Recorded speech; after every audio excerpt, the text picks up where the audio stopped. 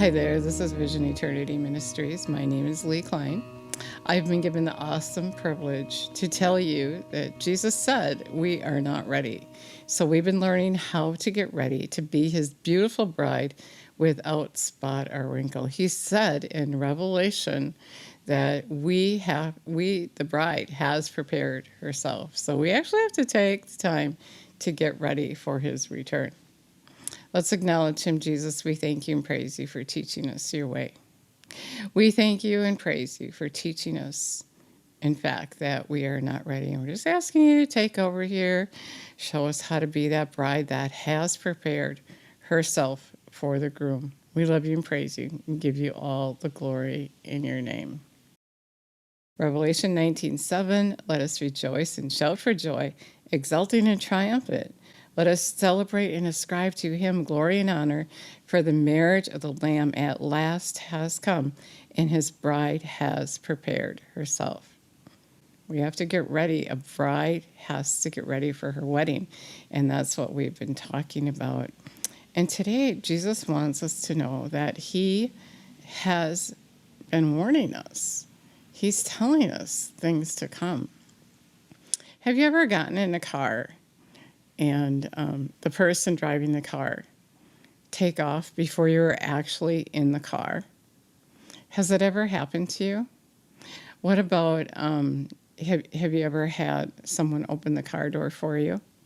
Maybe if you're a man, not, but as a woman, it makes you feel cherished. It makes you feel wonderful. And the opposite is true as if you get in a car with a man and he hasn't opened the door, and then plus he just takes off without you even getting a foot in the door. When I go out with someone for lunch or whatever, I meet someone somewhere, I always just wait to make sure their car starts or they have their keys or they're ready to go.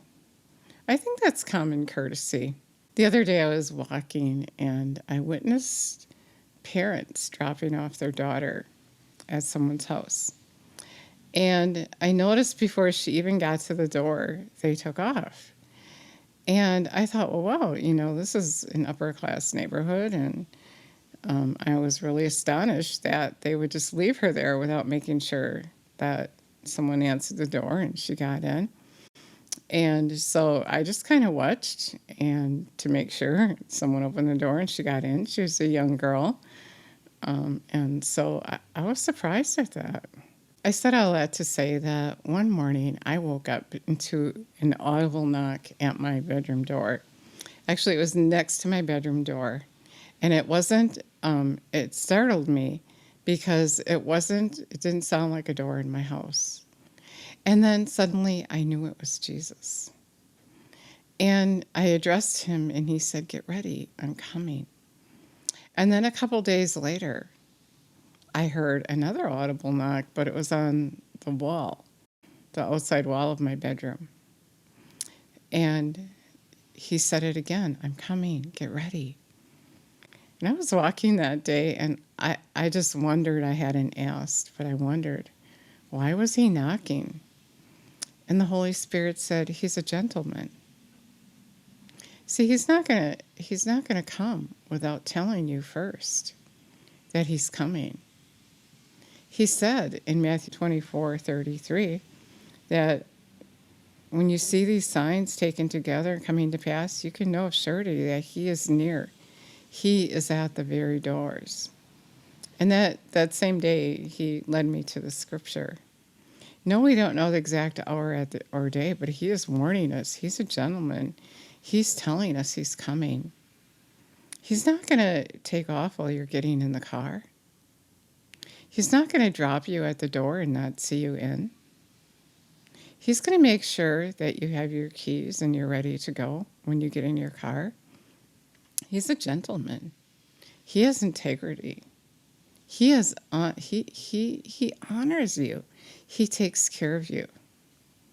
I noticed the other day my little dog does honor me. I had reseeded some grass, and so I put up a little fence so that she would potty in a different area. And I noticed that she only does what I want her to do when I'm watching. She turns back to see if I'm watching. You know, a lot of Christians live their lives that way. They're just only doing what's right when Jesus is watching, when they think he's watching or someone is watching. Jesus said to watch and pray. He's telling us things to come. He's being a gentleman. And just doing what he said when you think he's looking and not doing what he said the other part of the time is one message. That's not going to work because he knows what you're doing all the time. He's a gentleman, whether you're faithful or not, he's faithful. He's faithful. He is. And he's expecting us to be faithful. And part of our faithfulness is to watch and pray. And if you're watching and praying, he's going to tell you things to come. He's going to knock at your door and say, I'm coming. Get ready, I'm coming. And he gives us plenty of time, I noticed. He gives us plenty of time to get ready. He's giving you plenty of time to get ready, and that's a message that I have for you today. He's knocking at the door. He's close. And if you don't watch and pray, I wanted to read to you Matthew 24:30. Then the sign of the Son of Man will appear in the sky, and all the tribes of the earth will mourn and beat their breasts in lament and anguish, and they will see the Son of Man coming on the clouds of heaven with power and great glory, brilliancy, and splendor. And then he will send out his angels with a loud trumpet and call, and they will gather the elect, his chosen ones, from the four winds, even from one end of the universe to the other. The chosen one is the one that had integrity and did what they were supposed to do because they knew Jesus was watching. They were watching and praying. They're the ones that Jesus knocked at your door and said, I'm coming. Are you ready? Get ready. I'm coming. Get all that sin out of your life. Do those things that I called you to do. He's a gentleman. He's warning you that he's coming. And so you're going to be chosen. The angels are going to come and get that person that had integrity, that person that took the time to get ready for the groom. Right? You got to get ready for your wedding. And that's what Jesus is saying today. I had a dream a while back, and he was showing me I wasn't ready. See, he's telling us things to come all the time. Everything he's telling you is for the reason of being ready. He's coming. There's going to be a new heaven and a new earth, and he's going to come and get those who have been faithful to him. Anyway, in the dream, I was getting ready. The music was playing. Jesus was waiting for me. And I was doing this, that, and the other thing. I just couldn't get it together. They were physical things. I couldn't find things. You know, it was a physical getting ready thing. But what he was talking about is what he's actually portraying to us is in the spirit realm, we're not ready. Anyway, I missed the wedding. The musician came in and rested for a while because I was taking so long. And then pretty soon it got quieter and quieter, and Jesus left. I missed him. I didn't get to get married to him. I didn't get to go to heaven. And that was another warning that I had. I had lots of warnings because I want Jesus to correct me. Revelation 3:19, he dearly and tenderly loves those who he corrects. If you're watching and praying, if you're asking him, Jesus, what do I have to do to be ready? If you're watching for him. I had a vision once as well. I was standing on top of a mountain, and there were a few other people, and we were watching for Jesus. And there wasn't very many, but we were watching for him. And he wants you to know that if you don't watch for him, you're not chosen. You're not the one that the angels are going to come and get. Not everyone goes to heaven.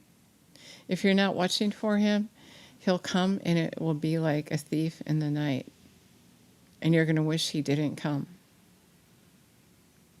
Because you're going to already know. You're going to know. So Jesus is warning us to get ready. He's at the door. Whenever the Father says, turn the doorknob, go, he's going to go. And he's going to come and get those who were faithful to him, those who were engaged with him, who live their life to be a part of his life and care about what he cares about. It's a real, real marriage. Jesus is asking you to marry him. He's already knocking at the door of your heart. And if you invite him in, he'll come and live on the inside of you. And he'll teach you. And he'll be with you all the time. And you'll be ready that day. You'll be ready for your groom. You have to follow the Lamb wherever he goes. That's how you prepare. You have to think about not here and now, this temporary place, so much as think about, when is he coming? Get on the mountain. Look for him. Make sure you're doing everything he told you to do. Make sure you can hear him. It's vital to hear him. You got to hear him knocking at your bedroom door and saying, I'm coming. Get ready. You got a few things to do yet. I'm coming. You don't want to miss him. Pray with me. Jesus, we thank you so much that you're preparing us as we listen to you and follow your instructions. You said if we heed your voice, because then and only then can you do something. Otherwise, things are out of your hands.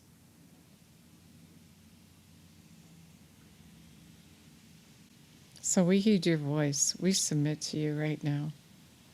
We love you. We praise you. We give you all the glory. In your name. So many think they can just ask Jesus to come and live on the inside of them, then they go back to their old life, and nothing's changed in our lives. But asking him to come and live on the inside of you is being engaged with him. And so if you've asked him, you said, yes, I'll marry you. And now's the time to get ready. Get ready by heeding his voice, spending time with him, reading the word. John 1:1 tells us he is his word. Get on your knees every day and expect to hear him. And if you expect to hear him, you will. He'll manifest himself to you. John 14:21, if you love me, you'll obey me, and I'll show myself to you. Thank you so much for listening today, and God bless you.